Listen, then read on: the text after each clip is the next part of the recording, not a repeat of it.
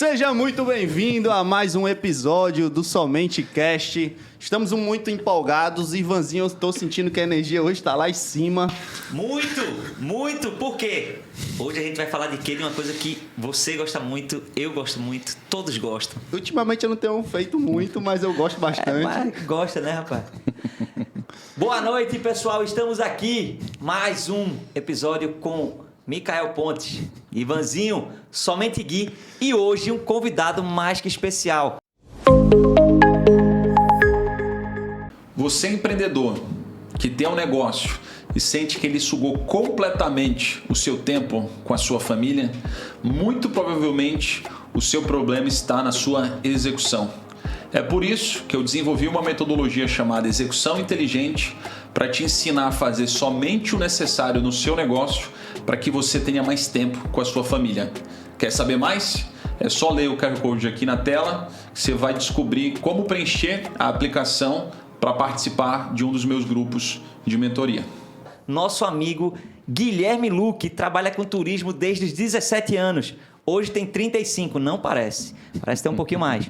Fundou a EcoCharme em 2012, é executivo da Luque Viagens e propriedade da Xi. A Luque, sabe quantos anos tem a Luque? 60 anos, meu amigo. 60 anos de empresa. 62. Formado em quê? Direito. Só vem gente formada em Direito aqui nesse podcast. Incrível. E o cara é dono de metade de Noronha também. Eu queria deixar isso bem claro aqui. 62 anos. 62. Faltaram mais uns... 62. Faltaram mais alguns outros negócios que ele investe, né? Que ele participa, que ele é acionista, mas não ia dar tempo de falar. Não ia dar tempo, vamos focar. Ia ter que ser um podcast de 2 horas e meia, só no para mínimo, apresentar. só para apresentar as empresas que ele é sócio. Queria já agradecer, meu irmão, amigo de coração, homem que eu sei quando eu preciso de dinheiro, quem eu chamo, Guilherme Luque. É isso aí.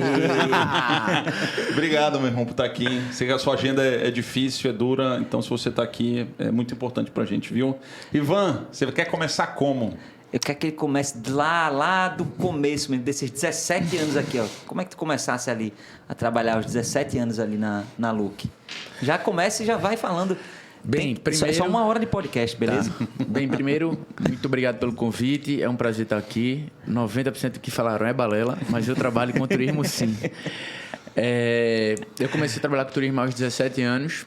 Quando eu ingressei na faculdade de Direito, fui meio que obrigado, né? Meu pai dizendo, você está na dúvida, não sei o que e tal. Então, acho que Direito serve para tudo, inclusive nada. Então, fui para lá, me ajudou um pouquinho nos contratos. Mas a paixão era por turismo. Sempre foi. Eu tenho uma admiração muito grande pelo meu avô, né? Começou tudo do zero. Uma admiração enorme pelo meu tio, Gustavo, que fez o nosso negócio crescer e montou a formatação de expansão dos nossos negócios. E nessa época, meu pai é um estudioso, é um gênio. Eu amo o trabalho dele. Inclusive, hoje estou envolvido em mais projetos. Olha aí. Mas, eu falei, meu irmão. Projetos agora com ele, em algumas coisas. Mas naquela época era 100% energia vocacionada para a arte de bem receber. Então, quem me conhece sabe que eu sou um pouquinho expansivo, que eu me sinto mais à vontade que eu deveria na maioria dos lugares. E isso foi construindo a minha história dentro do turismo, né? Começou com o turismo receptivo, e aí eu tive um problema de saúde em 2016, que eu tive câncer, e aí tive que me afastar do turismo receptivo, que eu não podia estar viajando tanto quanto eu viajava para visitar os meus clientes que ficam, na sua maioria, em outras cidades, né? Em São Paulo, principalmente, capital interior, e Argentina, que eu ia 5 vezes por ano. Então, assim, eu tive que dar uma diminuída, não podia entrar em avião, ambiente fechado e tal.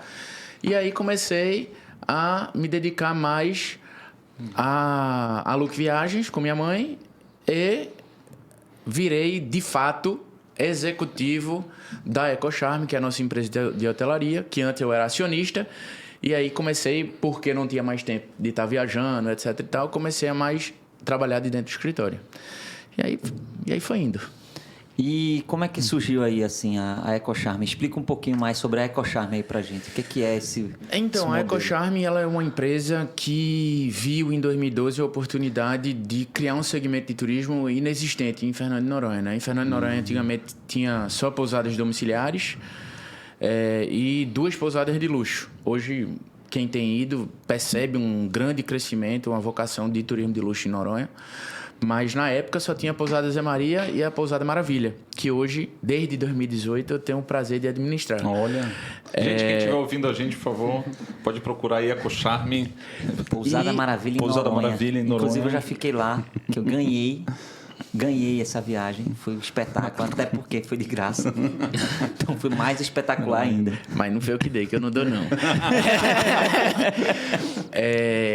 Então, em 2012, naquela época, a gente viu uma oportunidade de pegar essas pousadas mais simples e dar um banho de loja. Então, também quem me conhece sabe que eu sou apaixonado por arquitetura, design, conceito de empreendimento. E a gente foi melhorando isso e criou meio que uma categoria intermediária. A gente não queria e não quer. Na EcoCharme, a gente é uma empresa vocacionada para 3, 4 estrelas. A gente acha que existem destinos que muita gente quer ir pelo destino em si, não pelo produto. Então, hoje, na EcoCharme, a gente deu uma separada no grupo, né? A EcoCharme, tudo que é assinado pela EcoCharme é um produto 3, 4 estrelas. E a administradora de hotéis, que chama EcoCharme Hotéis, ela tem produtos que a gente administra de terceiro que não levam o nosso nome. A Pousada Maravilha, por exemplo, não é assinada por nenhuma marca nossa, é a marca 100% deles. Até porque é uma marca muito forte. E a gente recém-inaugurou o Tuju by Chi, que significa Singular Hospitality Experience. Olha. E é uma homenagem à mulher, né? Aquela que é única e que dá experiências singulares.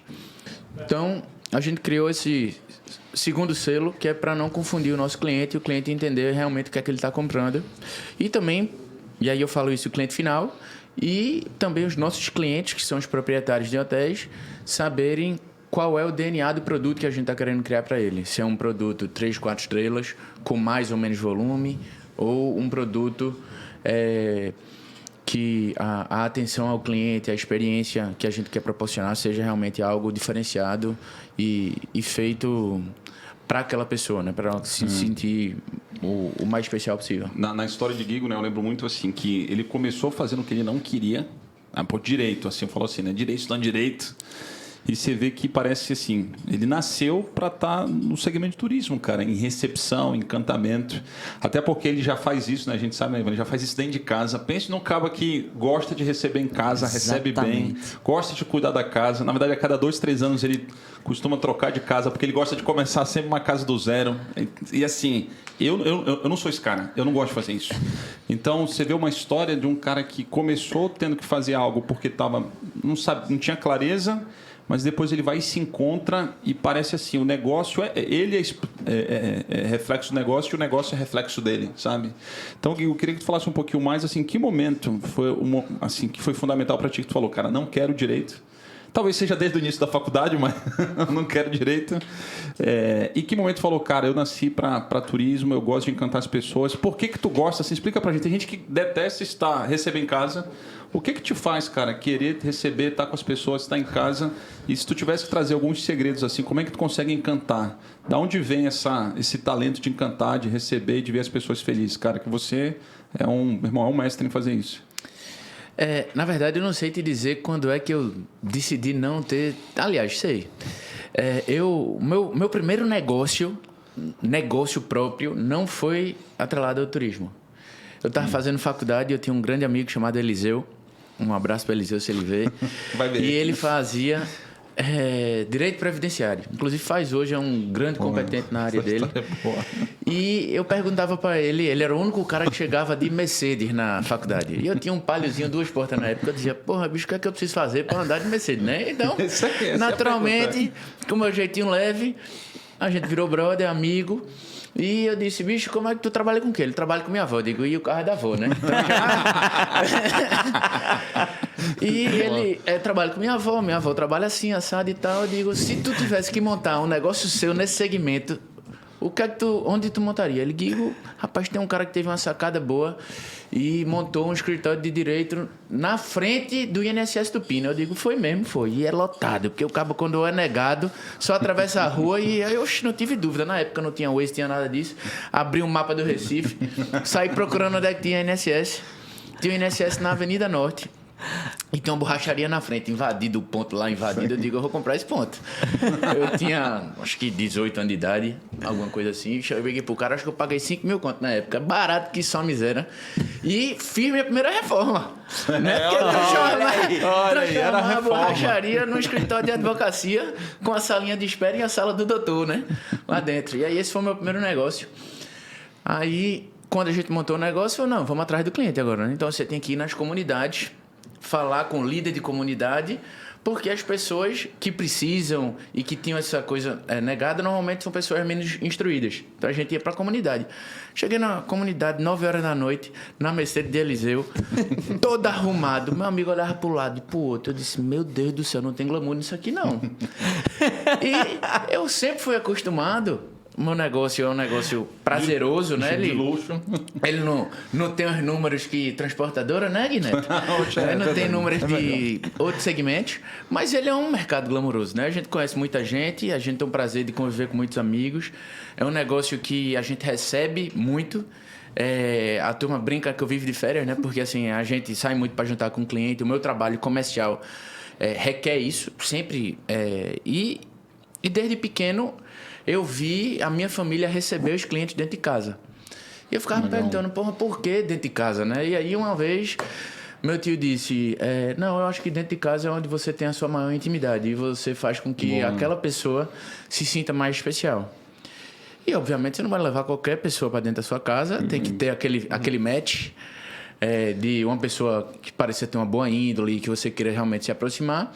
E isso eu aprendi com 12 anos de idade, né? Então eu saí do negócio que a gente vivia, digamos assim, recebendo gente e fazendo encantamento para estar batendo em porta na favela. Aí eu digo, rapaz, isso não dá para mim não. Vendi e voltei toda a minha energia para trabalhar com turismo e para encantar e receber as pessoas que eu acho que é um dom, assim, que a minha família acaba tendo. E eu acho também o fato da gente nascer do Nordeste facilita muito, né? Sim. Tu nasceste no Nordeste ou na Suécia, bicho? Parece meu sueco. E pegando um ponto do que o Will tá falando, é o seguinte, que você tem que entender que tipo de negócio faz, que conversa com a tua história, né? A família já estava envolvida, o avô já estava envolvido, né, com a questão de receber as pessoas, de buscar sempre encantar. Acho que o lado legal é o seguinte, que começou a trabalhar desde cedo, cara, e testou desde cedo o que fazia sentido, o que não faz sentido. E tudo bem, assim, ele entendeu que encantamento e recepção em casa já era um negócio que mais conversava com ele, ele começa a entender qual o caminho. E ele começa a trabalhar, né? Estou muito curioso para saber como é que foi essa experiência desde novo, né? Trabalhar com... Queria saber quanto tempo trabalhou com teu avô, se pudesse falar um pouco disso, e o que tu mais aprendeu com ele. Porque, meu irmão, avô, né? Eu lembro bem do meu avô, parece que né? Todo mundo tem avô, avó e tudo mais. E parece que são pessoas, né, que têm muito o que ensinar a gente. Eu queria que tu trouxesse, assim, de hoje, o que a Look é, do que vocês são, né? Família e tudo mais, que eu admiro muito. Quais foram os principais ensinamentos que ele deixou para vocês e que ajudaram vocês a continuar sendo o que são hoje? Na verdade, eu não tive o prazer de trabalhar com o vovô. Meu avô se aposentou muito cedo, ele trabalhou muito. Eu me lembro, ele teve também, por problemas de saúde, né? Ele teve Parkinson e Alzheimer cedo. E quando eu tinha 17 anos, eu me mudei para casa dele para morar um ano. Eu morava na Zona Norte, e eu tinha uma namorada na Zona Sul. Por causa da namorada. Eu estudava já na escola americana, então eu disse, rapaz...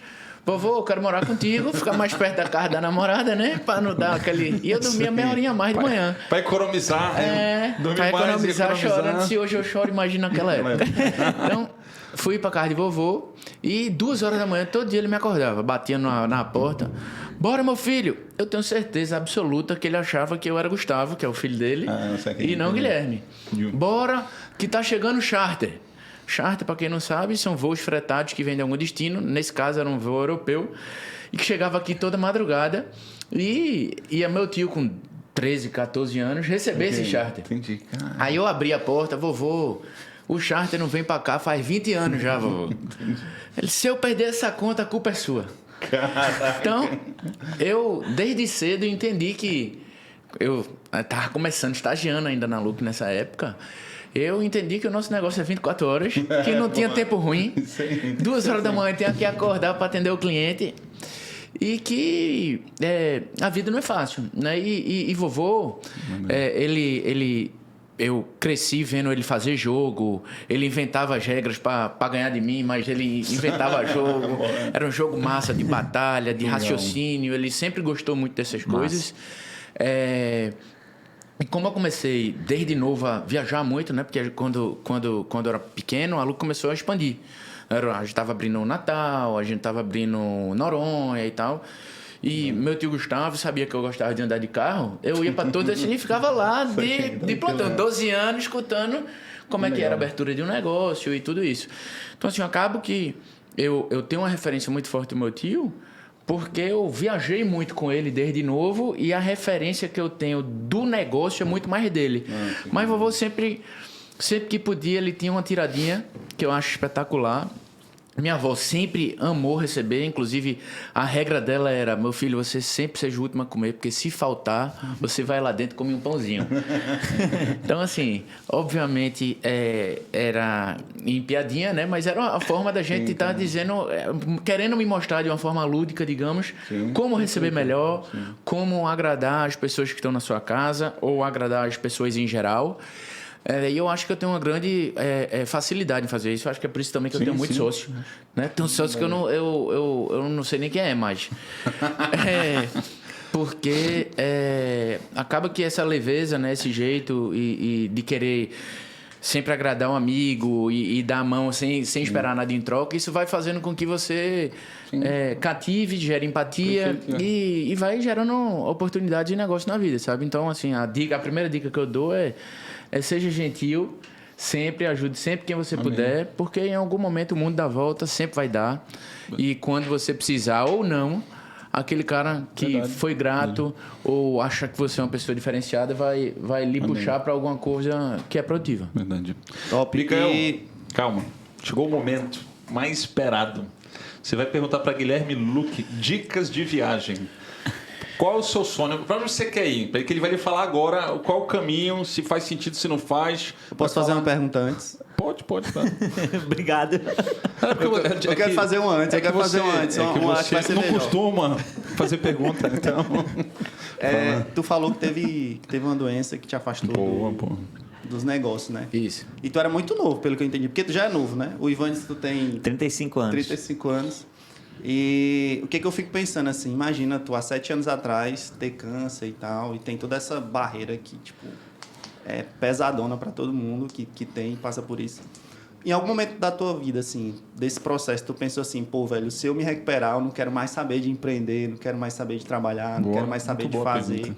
Ou se for o contrário, tipo assim, tu pensou, não, agora que eu vi que eu cheguei, sei lá, no fundo do poço, eu vou entregar minha vida por algo que vale a pena. Então, fala como é que foi esse processo. Muito bom. Como é que aconteceu Na verdade, eu vou falar um pouquinho antes, né? Eu sou casado, né, com a Renata, que é a mulher da minha vida. Um beijo, meu amor.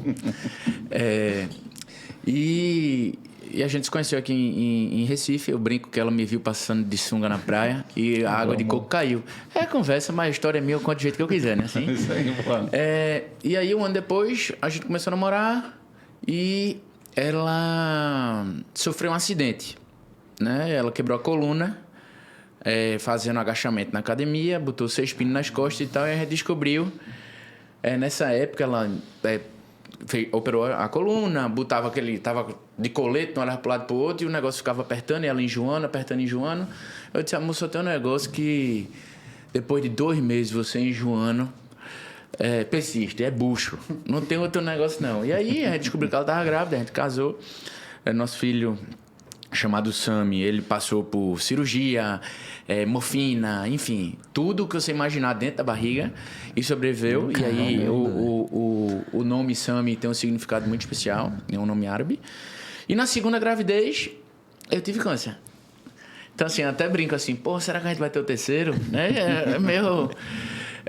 mas assim, eu me considero uma outra pessoa depois do câncer, sabe? Eu sempre reclamei muito, sempre quis crescer muito rápido, ou sempre estava insatisfeito com alguma coisa empresarial, ou o que for, porque é normal, né? Hoje que você vê na internet, você vai vendo as pessoas...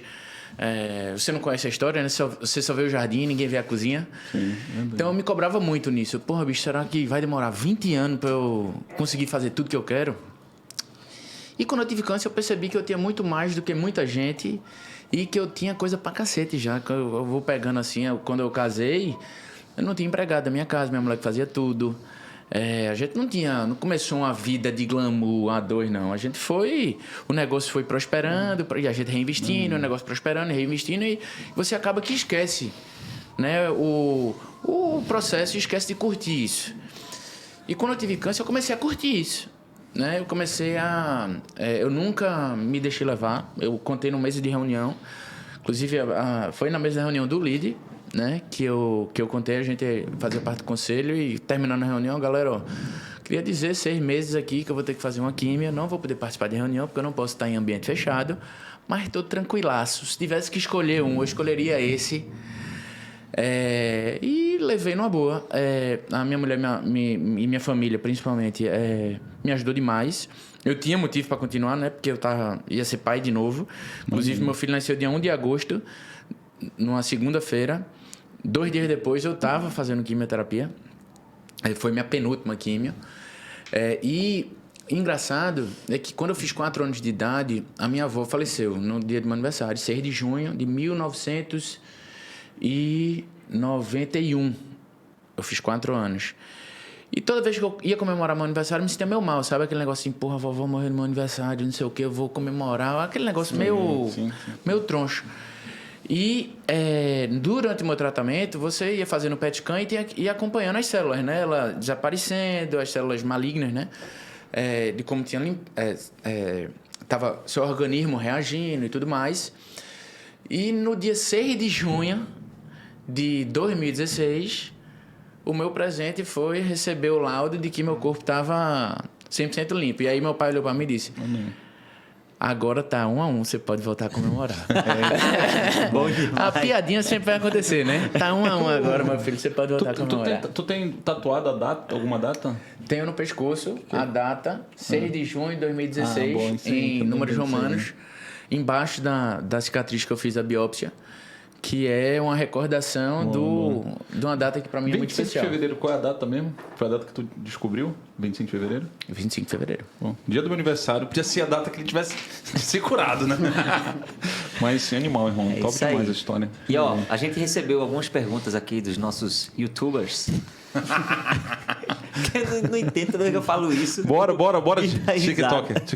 Vai lá. Ainda hoje, alguns hotéis... Isso já era uma pergunta que a gente ia fazer já. E vai complementar. Ele complementou muito bem. Ainda hoje, alguns hotéis pagam o preço do fechamento da época da pandemia. O trade turístico sentiu muito isso. Qual foi o maior segredo para poder recuperar e retomar essas atividades? Ou seja, fala um pouquinho daquela época da pandemia ali, quando a gente ficava falando ali no grupo. E que tudo parou. Como é que tá hoje? Como é que tá hoje? Eu me lembro que a galera dizia assim, se Guigo não se jogar, ele não se joga mais nunca. Rapaz, foi uma época muito desafiadora. Eu diria até que não foi a pior das épocas. Eu acho que hoje a gente tá vivendo, em alguns dos meus negócios, uma fase pior. E eu explico, vou fazer um parênteses aí e explicar as duas coisas. Quando houve a pandemia, todo mundo teve um certo apoio. O governo federal ajudou, a gente conseguiu manter mão de obra porque tinha programa para a gente manter mão de obra. E a linha de crédito estava relativamente fácil de buscar. Então, se você fez o dever de casa, se você conseguiu reduzir seus custos fixos todos, renegociou aluguel, renegociou com o banco. No nosso caso, a gente faz muito leasing. Então... na Look, a gente faz muito leasing, renegociou isso e tal, estava resolvido. No caso dos hotéis, que a gente faz arrendamento, se eu conseguir postergar isso e com as pessoas que são nossos parceiros, também estava resolvido porque o governo federal estava cuidando do resto. E a gente tem um super advogado trabalhista que pesquisou demais quais eram as outras fontes que a gente podia fazer de corte, sem prejudicar as pessoas que trabalhavam com a gente. E usando programas que não estavam às claras, que podiam ser usados. Então a gente foi muito criativo, a gente conseguiu passar por isso. Diferentemente de hoje, por exemplo, né? Hoje Noronha, ela perdeu muito de sua conectividade. Então, assim, falando de Nordeste, o Nordeste está muito bem. Os negócios, as pessoas voltaram a viajar. Já viajavam na pandemia, mas não de avião, de carro. Então, quem tinha hotel regional, Maragogi pegou na veia, Milagres pegou na veia, Porto de Galinhas pegou na veia, teve um ano e meio aí muito, realmente importante. Agora, quem estava em locais mais remotos foi ruim. Então, se você estava muito longe, muito distante, é ruim de chegar de carro, ou não tinha avião para chegar, ou depende de barco, esse acaba, para ele foi trágico. Porque o programa do governo, por mais salutar que tivesse sido, ele durou pouco, né, para o nosso segmento. Tanto é que hoje existe uma lei de incentivo ao turismo, no PES, turismo, eventos e alguns outros segmentos, que faz com que as empresas que não são do Simples, porque eles consideram que não pode haver dois benefícios, né, consideram o Simples um benefício, não precisam pagar imposto federal por alguns anos. Isso entrou em 18 de março de 2022, são 60 meses para frente, se não revogarem, né? Final do ano passado já cortou um bocado de atividade, turismo, hotelaria, agenciamento, eventos, ainda está incluso. Então, voltando para hoje, desde outubro, Noronha está com problema na pista. Então, hoje, jatos, a tecnologia de jato não pode pousar. Então, a gente perdeu muita conectividade. A gente perdeu o voo de São Paulo, que é o maior polo emissor do Brasil, para Noronha, que tinha voo direto, que foi uma conquista de 2 anos, talvez, para cá. Então, a gente sentiu muito com isso. E para suprir a ausência de jatos, que eram 5 voos por dia, 5 jatos, 2 vezes na semana saía de São Paulo, e na alta temporada era diário, mas 2 vezes por semana saía de São Paulo e o resto saindo de Recife. Se colocou mais aviões turbo-hélice, que é aquele, o que a galera fala de tic-tac, né? Mas, que são ATRs de 72 lugares. E aí a gente tem 8 voando hoje em dia. O problema é que desses 8, 3 ou 4 saem muito cedo. Quando você sai muito cedo, você não pega a conectividade do resto do Brasil. Então faz muito pouco sentido isso, né? E aí, hoje também já não tem mais ajuda do governo federal, já não tem mais política de etc e tal. Então, assim, a ilha tá passando por um momento que nesses 10 anos eu não vi passar, né, em termos de volume de passageiro. Tem pouca gente, tem muito estabelecimento, tem muito hotel, tem muito restaurante, tem muita gente que depende do turismo e o fluxo caiu muito. Igor, voltando, eu sou persistente. Agora eu quero. Persistente.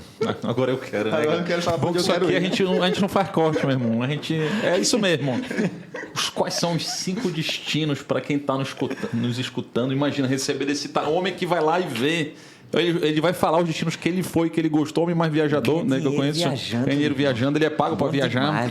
Quais são os destinos aí que você recomenda no Brasil e fora do Brasil aí pra turma que tá escutando a gente já pegar essas dicas e Luke, por favor, Luke Viagens e EcoCharme podem... E vai ter um cupom de desconto aí que ele falou agora. Cara, a gente vai divulgar. Quem for da Luke... Vai ter um QR Code. Gigo 10, Gigo 10. Gigo 10% de desconto. Fala aí, irmão, destinos no Brasil, fora... Então, eu gosto de praia, mas eu gosto do ambiente de praia, então eu gosto de sombra.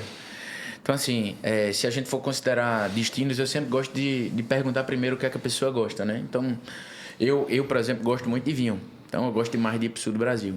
Mas eu gosto de tomar vinho branco na praia. Então, assim, depende da época do ano onde é que eu quero estar. Dos destinos que eu gosto muito, assim, obviamente, eu vou puxar um pouquinho pro nosso lado, mas eu considero os destinos que a Luke atua excelente, né? A gente tem negócio quase no Nordeste todo.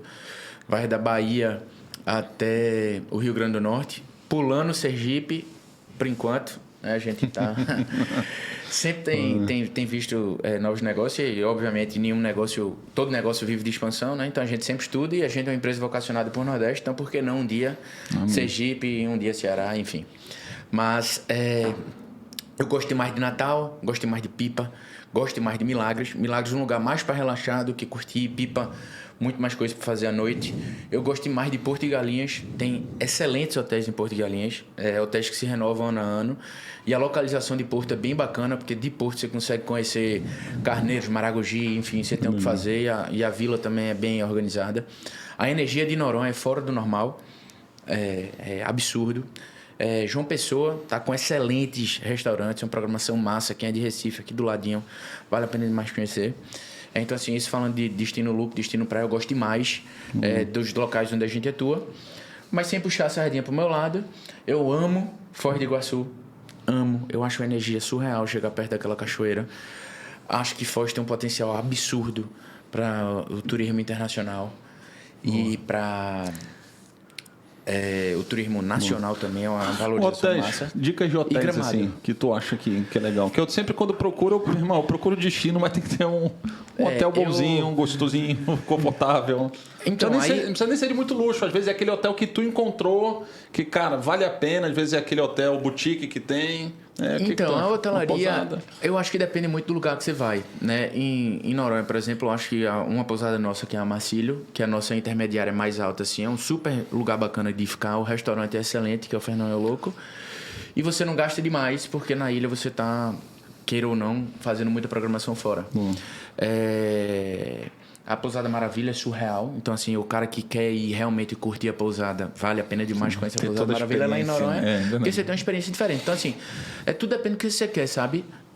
Qualquer coisa assim, por exemplo, eu não fiquei na Maravilha, mas fui almoçar na Maravilha. Então também dá para ir lá. Que a culinária é excelente cá pra nós. É excelente isso aí. Então, assim, eu acho que depende do perfil do cliente de novo, porque existem produtos maravilhosos no Brasil. O Carmel Taíba é um produtaço, o Ponta dos Ganchos é um produtaço, a Tuju, que a gente abriu agora, o Tuju Baixinho em Milagres, é um super produto. Eu diria que, tranquilamente, top 5 Nordeste e em breve top 5 Brasil, para arrombar.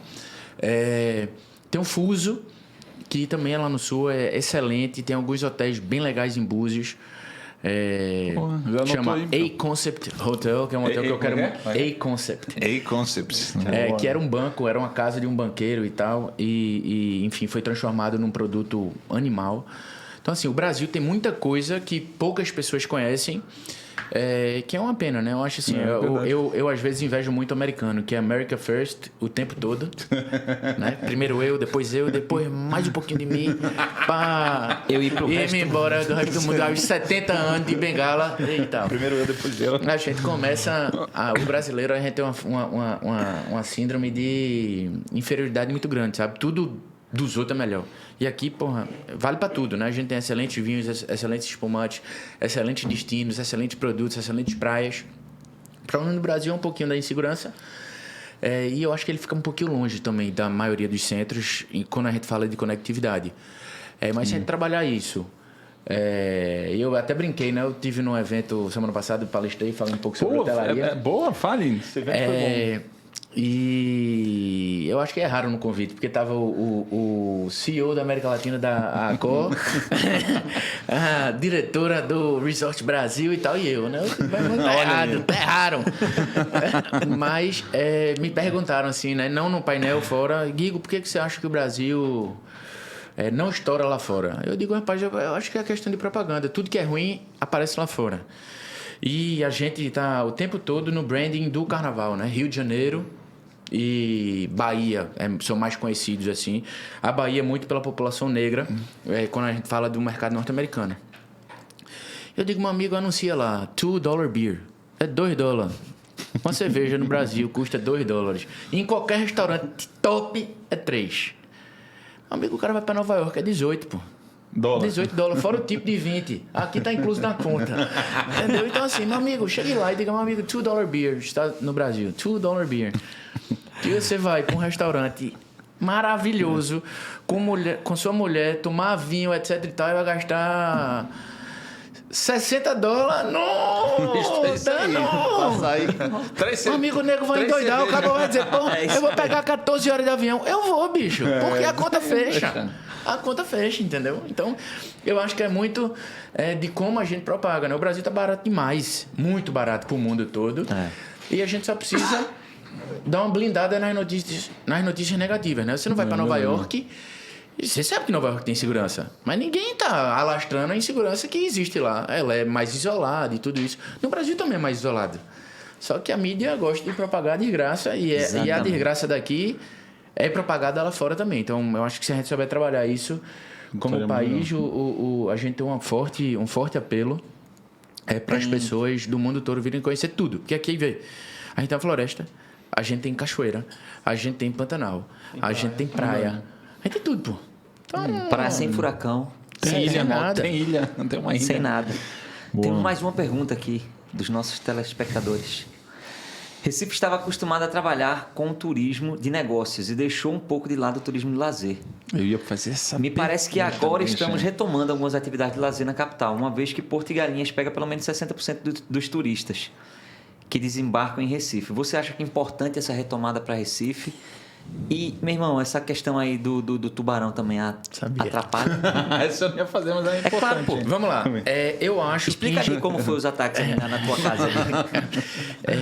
Eu acho, na verdade, o seguinte. Recife ficou mal acostumado na época de swap, 2011, 2012, que ninguém precisava trabalhar e os hotéis estavam cheios. Então, se deixou de lado, de fato, o mercado de lazer. E o mercado de lazer, se ele não for trabalhado de forma continuada, ele é esquecido. Então, assim, a gente não recebe tantos turistas portugueses e espanhóis como a gente recebia antes. Mas todo ano a gente vai para Portugal e para Espanha. Porque é um trabalho continuado para você estar na prateleira. Porque em algum momento ele vai voltar. Recife desistiu de fazer isso naquela época. Não, tá ganhando muito dinheiro E quando acabaram as obras, acabou-se esse tipo de turista. Então, você deixou de trabalhar lazer, ficou na mão de turismo de negócio e todo mundo sofreu demais. Teve um outro problema também que abriu muitos hotéis em Recife na época da Copa do Mundo. E não era trabalhar turismo de lazer. Então, ficou uma ocupação meio mediana. E as cidades próximas trabalhando muito isso. E Recife tem uma característica diferente, porque quem trabalha lazer em Pernambuco é Noronha e Porto de Galinhas. Então, esse número de 60-40, eu te diria que em lazer é mais. Desconsiderando turismo, obviamente, de carro. Né? Porque tem muita gente que vem das cidades vizinhas ainda para fazer compras, vai para o Rio Mar. Tem algumas lojas que, sei lá, Gucci, etc e tal, que só tem lá, não tem nessas cidades vizinhas. Aí a gente recebe muito isso e recebe muito turismo de saúde.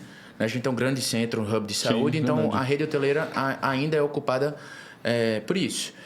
Mas, em termos de lazer, eu acho que a cidade tem muito que melhorar. Inclusive, eu penso que uma cidade que não é boa para o cidadão, ela não é boa para o turista.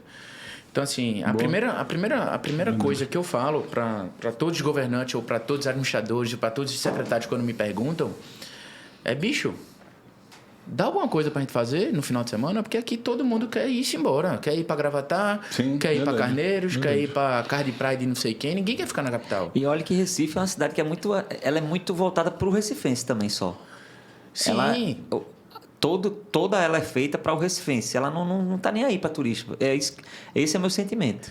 Não, esse é seu desabafo. Desabafo, é isso aí. Então, assim, eu acho que você concorrer com cidades feito Maceió, que tem uma orla massa, que tem restaurante na orla toda. É massa demais, pô. Você concorrer com cidades que tem feito Fortaleza, que tem uma super faixa de areia. Como é que você concorre? Na capital você não concorre. A não ser que a gente comece a tentar trabalhar isso. Então, a primeira coisa, a gente precisa ter restaurantes na orla, a gente precisa ter mais faixa de areia na orla, a gente precisa ter uma área segura para os banhistas, né? E aí, pô, tem várias coisas que pode fazer, vai copiar o resto do mundo. E você não pode abraçar a ideia do tubarão ainda, porque se você começar a ver tubarão, ou jogar sangue, etc, tal, feito fazem na África e na Austrália, você vai atrair mais tubarão. E aqui você não tem área segura de banho. Então você não pode atrair tubarão porque vai ter mais ataque. É complicado essa lógica. Mas, assim, Muro Alto, ela é toda banhada de arrecifes, e o arrecife lá não é arrecife natural. Por que Recife não fez isso ainda? Por que a gente não... a Recife cria peixamento, né? Assim, eu não sou um estudioso do futuro mundo todo, ministro do turismo aqui. Mas a Recife cria fechamento. Pois é. Cria uma área segura também para você tá tomando banho. Então, a gente podia ter feito isso. Pode, né? Os arrecifes, eles se formam de forma natural, mas a gente pode acelerar esse processo, né? Hoje a gente faz isso em aquários. Você vê vários aquários com arrecifes que são fabricados. Tem a área do Recife antiga ali que eu acho que a gente usa pouco também. Porque o Mikael é cearense, né? Fortaleza, mas ele ama Recife, pô. Ele ama Recife. Ele escolheu Recife. Ele escolheu Recife pra morar. Então, assim, eu acho que a gente tem alguns desafios, né? Primeiro é isso, eu acho que é pouco claro quando você pode entrar no mar. As pessoas acham que não pode nunca, mas pode. Maré baixa, se pode.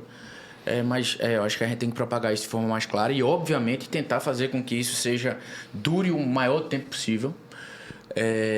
Eu, pessoalmente, seria a favor de ter horário de verão no Nordeste de forma permanente. Eu acho que aqui amanhece cedo demais e escurece cedo demais sem necessidade.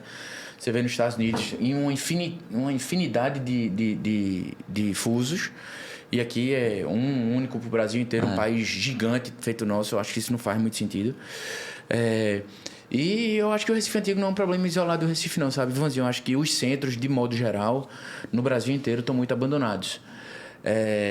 Porque as pessoas querem ficar mais perto da praia ou querem ficar na saída da cidade, porque existe trânsito. Agora, falta incentivo. Sim. Quer recuperar o Recife? Dê incentivo. Como tudo na vida. Dê alguma coisa para o empresário vai recuperar. Não acho que a prefeitura tinha que fazer o milagre da vida, não. Incentivo o empresário, dê redução de ISS para segmento de serviço, para o que for, e naturalmente os investimentos vão vir. E destinos fora do Brasil, o que está sendo mais procurado? O que ainda continua bom, não continua bom? O que tu recomendaria? Acho que é legal. A Argentina é um destino muito procurado por conta de preço, né? Os Estados Unidos, em especial a Orlando, por conta dos parques, e Nova York. A gente gosta... Mas Nova York a gente gosta também. A Nova York, a gente gosta... As pessoas que gostam de cidade grande têm o desejo de consumir Nova York. Lisboa, né? Por conectividade, é um país relativamente barato. Dentro da Europa, um país barato. Come-se muito bem lá, sem estar pagando muito caro. Saudade. É bom demais, né? Bom demais. E tem os países que são aqueles países que as pessoas querem, né? E datas mais comemorativas, né? Que aí você vai para a França, para Paris, você quer ir para Maldivas, você quer ir para um Dubai. Normalmente combina-se, né? Dubai com Maldivas, para não ficar um negócio meio monótono. E a Luke organiza todo esse destino. A gente faz tudo. Tudo! A gente vende tudo. Fantástico. É isso aí, velho. Tem uma coisa que eu vejo na história de Igor também que é muito legal, né? Porque ele estava trabalhando e trabalha até hoje com a família, mas ele também empreende. E ele não deixa nunca de cuidar, de estar perto, de ajudar a família. E também ele realizou um sonho dele que é de empreender. Conta um pouquinho, assim, como é que foi essa experiência? Como é que tu administra isso entre estar com a família, empreender? Acho que é uma história legal. Se a gente for entrar na parte do empreendimento de Guigo, a gente vai ficar 2 horas aqui. Não mas tem problema. Conte. E outra coisa, conte da sua frustração de ser arquiteto também. Não, calma. Eu estou fazendo uma pergunta. O nosso eu entrevistador atrapalha para contar outra. Meus entrevistadores estão show, meu irmão. Mas eu vou conseguir responder. Mas eu gosto deles, sério, eu amo eles. Mesmo assim, verdade. Eu vou conseguir responder as duas coisas. Conta aí como é que é administrar isso e... Então, administrar qualquer coisa com família é um desafio, né? Porque a gente leva pro lado pessoal às vezes, quando não tem que levar e tudo mais. Assim, eu tenho uma família que trabalha demais. Então, assim, acaba que quando você dá menos horas, a outra pessoa vai e compensa. Porque todo mundo vive do mesmo negócio. Eu gosto e tenho gostado mais de ficar no lado mais estratégico. E, apesar de ter outros negócios, os principais negócios que eu atuo é turismo. Então, eles se conversam, o mesmo cliente lá no final. Então, quando eu vou falar de hotelaria, eu acabo falando da Lu. Quando eu vou falar da Lu, eu acabo falando de hotelaria. E quando eu estou fazendo comercial e encantando, eu estou encantando todo mundo para esses dois negócios. Então, acho que minha família entende bem isso, que o negócio acaba puxando o outro, vai trazendo mais intimidade. Às vezes, Ivan não é cliente EcoCharm, mas é da Luke, por exemplo, aí eu puxo para o outro lado e ao contrário. Normalmente, é mais negócio de hotelaria, que a hotelaria acaba que todo mundo compra de todo mundo e no receptivo você tem um receptivo exclusivo. Ivan tá comprando bem, só para checar, ele tá consumindo bem? Não. Tá, então... E aí, respondendo a pergunta de Ivanzinho, essa minha frustração de arquitetura, eu tiro ela um pouquinho, me envolvendo em hotelaria e me mudando. Né? Minha esposa esse cara, em 2 anos, ele já fez 2 varandas dele lá, velho. Eu falei, meu irmão, tu já mudou de novo, eu sou casado há 10 anos, eu tô no 5º apartamento, os 4 primeiros alugados, e Renata ficava e voltava, né? Rapaz, você entra no apartamento acabado, reforma tudo, não sei o que e tal. Eu digo, eu preciso passar o tempo. Quando eu tive câncer, a primeira coisa que eu pedi, eu disse pra ela, por favor, vamos se mudar, que eu preciso ocupar minha cabeça. Porque eu não ia viajar, não ia fazer nada e tinha que cuidar de obra, né? Então, inventei de fazer uma obra nesse apartamento. Fiz agora num apartamento novo da gente também, eu gosto demais. E se eu pudesse, eu tava revendendo ele para fazer uma outra obra também. Quem estiver procurando um apartamento.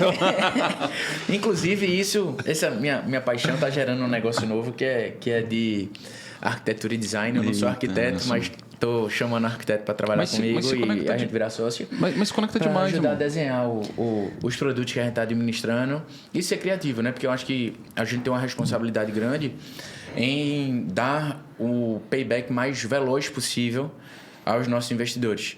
Isso passa muito pelo tipo de conceito ou tipo de material que a gente quer entregar. E acaba que hoje tá muito na moda esse negócio de less is more, né? Então a galera não bota gesso no teto. Antigamente era economia, hoje é design. Então, ajuda muito ser criativo nesse sentido. É isso aí. Então vamos agora para aquele momento, Mikael. Aquele momento ali, o Somente Insight. O que é que ficou de insight para você hoje nesse podcast? A parte da doença, velho. Tipo, a gente ser grato pelo que a gente já tem. Verdade.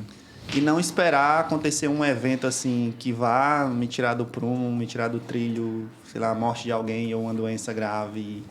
Acho que isso é importante, a gente sempre trazer a memória. Eu aprendi demais com isso. E ver o que tu construiu, né? Porque eu sei que a partir dessa doença vieram outras coisas, tua história ainda está sendo contada, tem muitos anos ainda pela frente, mas... Vai vir mais 2 filhos? Tem mais 2 filhos, só que dessa vez mais tranquilo. E ver o que foi construído e tal, conhecer um pouco mais da tua história, eu saio daqui super inspirado para continuar a empreender e abrir uma chave assim na minha cabeça. Velho, não espera acontecer nada para te ser grato pelo que tu tem, pelos teus negócios, pela família e meu irmão, você... demais. Isso foi fantástico. Se você quiser continuar agradecendo, eu te dou depois o telefone da Luke. Já fecha o pacotinho. Eu vou me sentir muito honrado com esse. E aí eu vou lhe dar uma dica, tá? Eu, quando casei, aí eu olhei assim pro meu tio, olhei pros meus amigos e disse: rapaz, eu tô liso, como é que eu vou casar, pô? Liso. Aí ele olhou assim pra mim e disse: case que o dinheiro aparece, meu filho. Viagem que o dinheiro aparece, entendeu? Vou fazer isso, Deixa pra depois, vai vir. Vou chegar lá na Luke, ó, falei com o Guigo, ele mandou pegar uma passagem aí. Como é que você vai pagar? Vai aparecer. Boa. E aí, Somente Gui, qual foi o seu Somente Insight hoje? Cara, assim, acho que o principal que eu vi, claro, obviamente essa questão da doença, a superação dele, mas assim, o Guigo é um cara que conhece muito o negócio dele, na verdade. Toda vez que tu pergunta, a gente fez várias perguntas, muitas dos nossos telespectadores aqui, que ele não se preparou, assim, a gente não passou antes a pergunta, o cara já está preparado e pronto para responder, porque ele domina muito o que ele faz. Isso gera muita confiança, conforto, então assim... E esse domínio que ele tem por o que ele faz, na verdade, vem muito da paixão, né? Você não é bom em algo que você não gosta. Você pode até fazer, mas para você ser bom e realmente encontrar o seu diferencial, o seu talento, você tem que estar apaixonado por aquilo. Então, mostra que ele é o Guigo que faz isso para os amigos, e ele faz isso e ele trata as pessoas que eles estão conhecendo também como amigos, e é assim que ele encanta as pessoas. Então, ele faz isso por paixão, por amor. Então, assim, quem está escutando a gente, que está empreendendo, uma dica que eu dou é o seguinte: pega um pouco esse gancho da frase que ele disse, né, caso que vai aparecer, que é o seguinte: trabalhe, que em algum momento vai aparecer o que você gosta. Ele não começou fazendo o que ele gostava, o que ele era apaixonado, até ele descobrir o que ele era apaixonado. Então, cara, trabalhe, que você vai descobrir em algum momento, e quando você descobrir, cara, não largue mais isso e seja realmente bom nisso que você faz. E eu acho que essa foi a grande lição que ele deixou pra gente aqui. É isso aí. Além Tá ligando também... pra quem, Ivan? Não tô ligando, eu tô passando aqui pra minha produção. Tá. Bom. Além também de que administrar qualquer coisa com família é um desafio, né? A gente sabe que tudo se envolve ali no meio da administração do negócio, e você, além de ter um negócio com a família, você tem os seus próprios negócios por fora, que aí o pessoal ainda fica com aquela... Pô, esse cara só tá dando atenção ali para EcoCharme, não tá deixando a Look de lado, tá? Não sei o que, ainda tem essa coisa assim, né? Então... Para mim foi um insight bacana aí que você deixou aqui pra gente. Aí, assim, eu acho que isso deixa a gente mais habilidoso. Né? Antes eu era com minha mãe, com minhas tias, meu tio Gustavo. Aí agora eu resolvi fazer com o papai. Porque a atrito só presta quando é grande, entendeu? E aí meu pai é um super gênio. Eu espero que o negócio que a gente esteja montando junto seja muito próspero. Até porque ele vai ser muito bom pro meio ambiente. Excelente, my friend. E é isso aí. Calma. Qual é o seu insight? O que você tira daqui? Que bom. do Gui. O que você tira, revivendo a tua história, assim, o que tu acha que tu trouxe aqui? Não, eu acho que é sempre bom relembrar, né, que você não nasce pronto, você aprende no dia a dia, todo dia a dia de aprender. Aqui, nas risadas, a gente aprende. Verdade. Nos momentos mais difíceis, a gente aprende. Agora, eu falei essa história de Noronha, estou aprendendo, né? Aprendendo como ser mais resiliente, como... num negócio que já é sazonal, mas mais resiliente, como que a gente consegue ser criativo, em diminuir custo, mas continuar encantando as pessoas. E, obviamente, curtir a jornada, né? Porque se a gente só reclamar, meu amigo, a gente vai viver infeliz e a vida é curta demais pra gente ser triste. Verdade. Isso Amém, aí. meu irmão. Excelente. Animal. Que fechamento. Agora sim. Pode ir lá. Agora sim, estamos encerrando mais um episódio do Somente Cast.